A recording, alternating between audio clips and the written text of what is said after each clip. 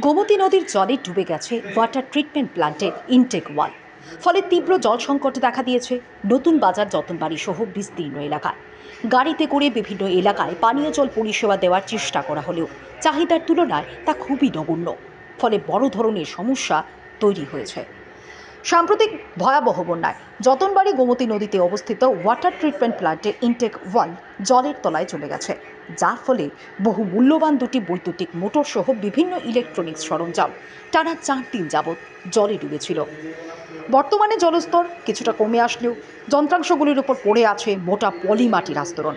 মঙ্গলবার থেকে ইনটেক ওয়ালের ভেতরে পলিমাটির আস্তরণ পরিষ্কার করার কাজে হাত লাগায় কোরপুক মহকুমার DWS দপ্তরের কর্মীরা। তবে জলের নিচে ডুবে থাকায় মোটর সহ বৈদ্যুতিক সরঞ্জামগুলি খারাপ হওয়ার সম্ভাবনা রয়েছে। DWS দপ্তরের কোরপুক মহকুমার SDO নীরেঞ্জয় ত্রিপুরা জানান, ইতিমধ্যে দুটি মোটর ও স্টার্টার খোলা হয়েছে। এগুলির ভেতরে জল শুকিয়ে আসলে পরীক্ষা করে দেখা যাবে এগুলি দিয়ে কাজ চালানো যাবে কিনা, নয়তো মোটর স্টার্টার সহ বিভিন্ন বৈদ্যুতিক সরঞ্জাম পরিবর্তন করতে লাগবে। এদিকে ইনটেক ওয়ালের নিচে থাকা পাম্প মেশিনটি এখনও জলে ডুবে আছে। গোমতী নদীর জল আরও 3 ফুট নিচে নামলে ওই পাম্প মেশিনটি চালু করা সম্ভব হবে। পাম্প মেশিনের চারদিকেও প্রচুর পলিমাটি জমে আছে।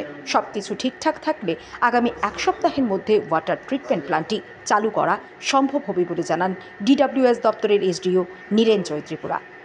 এই পরিস্থিতিতে নতুন বাজার, যতনবাড়ি সহ বিস্তীর্ণ এলাকায় পানীয় জলের তীব্র হাহাকার সৃষ্টি হয়েছে। জলের চাহিদা পূরণ করতে প্রতিনিয়ত 15টি গাড়ির মাধ্যমে বিভিন্ন এলাকায় জল সরবরাহ করা হচ্ছে বলে জানান SDO নীরেঞ্জয় ত্রিপুরা। কি অবস্থায় আছে আপনাদের জলের ট্যাঙ্কিটা? জলের ট্রিটমেন্ট প্ল্যান্টের কতদিন লাগবে আরো জল আইতে? ওখানে তো আমরা তো কতদিন লাগবো, মানে যতক্ষণ জল শুকাইতো না তার এটা স্যার আমরা তারকে দিতে পারতাম না। জল এখন শুধু পরিষ্কার করতেছেন? হ্যাঁ হ্যাঁ, এখন পরিষ্কার করতেছি। আপনাদের প্রিটানের ভেতরে কি পুরো জল একদম কায়দায় ভর্তি হয়ে গেছে? হ্যাঁ, এখনকার অবস্থায় কতদিন লাগতে পারে এই বর্তমান অবস্থা থেকে? বর্তমানে আরও জল জল যদি শুকিয়ে গেলে আরও 10-15 দিন। 10-15 দিন লাগতে পারে আরো? হ্যাঁ, বেশি লাগতে পারে। মানে মোটর যে দুইটা নষ্ট হয়েছে এগুলি তো স্পেয়ার মোটর আছে? হ্যাঁ হ্যাঁ, স্পেয়ার মোটর আছে। এখন শুধু জলটা শুকাইলেই আপনারা কাজ আগাইতে পারবেন নাকি? হ্যাঁ হ্যাঁ। জল আরো কতটুকু শুকাইতে লাগবে? আরও ধরো না, 10 ফুট। 10 ফুট নিচে নামতে হইব জল?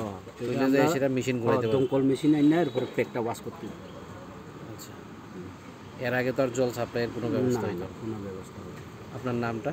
দেবেন্দ্র রিয়া। কোন পোস্টে আছে? আমি পঞ্চায়েত কর্মকর্তা।